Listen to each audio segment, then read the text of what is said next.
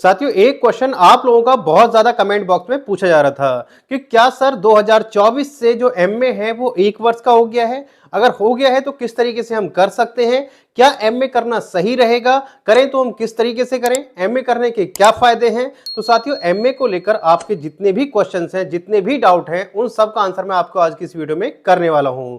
तो आज की वीडियो बहुत ही महत्वपूर्ण होने वाली है, बहुत ही इंफॉर्मेटिव होने वाली है। वीडियो में अंत तक बने रहिएगा। और यदि आप चैनल पर पहली बार आए, चैनल को सब्सक्राइब कर लीजिएगा, बेल आइकन को प्रेस कर लीजिएगा, क्योंकि मैं आपके लिए इसी तरीके की इंफॉर्मेशन वीडियो लाता रहता हूं। तो साथियों, बात करते हैं कि एमए 1 वर्ष का होगा या फिर 2 वर्ष का ही रहने वाला है।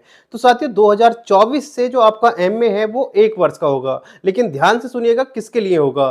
तो साथियों, 2024 से जो एमए होगा वो 1 वर्ष का होगा, लेकिन उनके लिए होगा जो नई शिक्षा नीति के तहत जिन्होंने अपना जो ग्रेजुएशन है वो 4 साल का किया हुआ होगा। यानी कि जिनका ग्रेजुएशन 4 साल का है तो उनके लिए जो एमए होगा वो 1 वर्ष का होगा।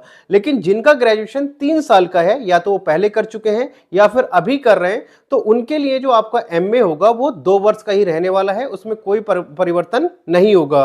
तो आई थिंक आपको चीजें क्लियर हो गई होंगी। यानी कि 2 वर्ष का जो एमए होगा वो उनके लिए होगा जिनकी ग्रेजुएशन 3 साल की होगी, और जिनका ग्रेजुएशन 4 साल का है उनके लिए जो एमए होगा वो 1 वर्ष का होगा। 2024 से कोई प्रॉब्लम नहीं है। अब बात करते हैं कि एमए करना चाहिए या फिर नहीं करना चाहिए, करें तो किस सब्जेक्ट से करें।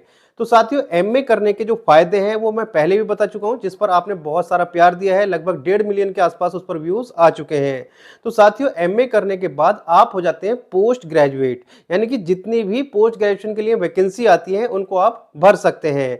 एमए आप किसी भी एक सिंगल सब्जेक्ट से करते हैं, जैसे आपको हिंदी से, हिस्ट्री से, ज्योग्राफी से, इंग्लिश से, जिस भी सब्जेक्ट का आपको टीचर बनना है, जिस भी सब्जेक्ट में आपको अपना करियर बनाना है, उस सब्जेक्ट से आप अपना एमए करते हैं।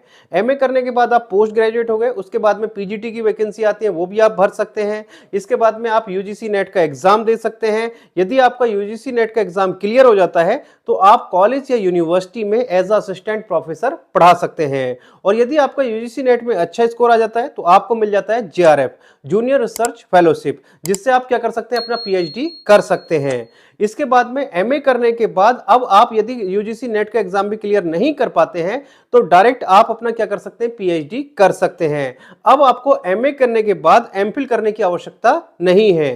तो यदि आपको टीचिंग लाइन में जाना है तो उसके लिए आपको एमए करना ही होगा, या किसी इंडिविजुअल सब्जेक्ट में आपको अपना करियर बनाना है, जैसे हिस्ट्री में, ज्योग्राफी में, पॉलिटिकल साइंस में, तो आप अपना उस सब्जेक्ट से क्या कर सकते हैं, एमए कर सकते हैं। आपके पास यही ऑप्शन है।